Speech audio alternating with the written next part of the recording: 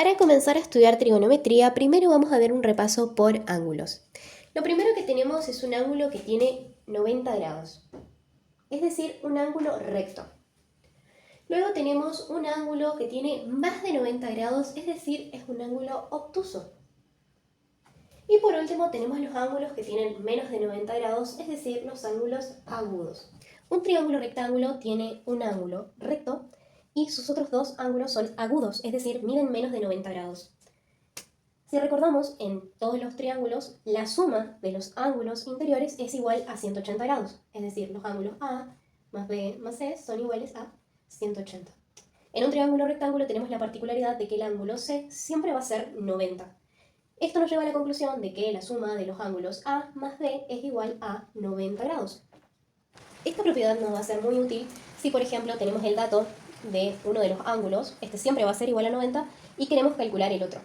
Entonces solamente vamos a reemplazar A más 40 grados, van a ser igual a los 90 grados.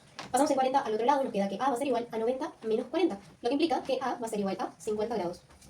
Estudiando a los triángulos rectángulos a partir de sus lados, ya no de sus ángulos, vamos a definir entonces. El lado del triángulo que se encuentra siempre al frente del ángulo recto lo vamos a llamar hipotenusa. Después tenemos a los otros dos lados que van a ser cateto. Si nosotros analizamos el triángulo a partir de alguno de los ángulos agudos, por ejemplo este que lo marqué acá, vamos a distinguir entre cateto opuesto y cateto adyacente. La hipotenusa va a ser siempre la misma. Lo que va a cambiar es los catetos adyacentes y opuestos. Entonces el cateto que se encuentra siempre al lado del ángulo de interés va a ser el cateto adyacente. Y el cateto que se encuentra enfrente de nuestro ángulo de interés va a ser el cateto opuesto. Es importante aclarar que si nosotros cambiamos el ángulo de interés, es decir, ahora es este, el cateto opuesto será este que anteriormente era nuestro cateto adyacente y nuestro cateto adyacente será lo que anteriormente era nuestro cateto opuesto.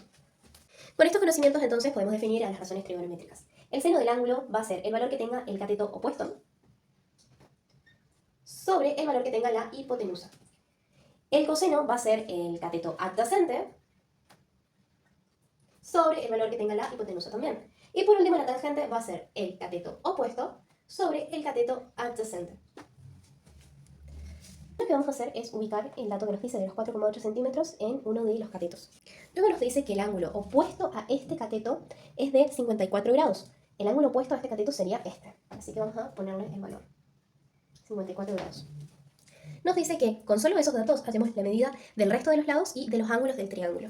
Lo más fácil de sacar, siempre que conozcamos uno de los ángulos, va a ser sacar el otro ángulo. Entonces, recordemos que la suma de este y este ángulo, es decir, los ángulos agudos, es igual a 90. Por lo tanto, tenemos que ese ángulo alfa más el ángulo que conocemos de 54 grados es igual a 90. Por lo tanto, si lo pasamos del otro lado, tenemos el valor del ángulo alfa. Entonces, alfa va a ser igual a 36 grados. Ahora sí, vamos a comenzar a resolver los lados de este triángulo. Comenzamos por la hipotenusa, podríamos comenzar por el cateto adyacente también, ya que conocemos los dos.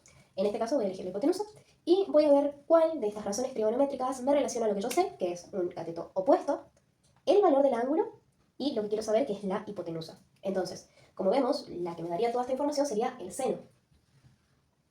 Así que vamos a reemplazar por los valores. Entonces, vamos a reemplazar por los valores que tenemos.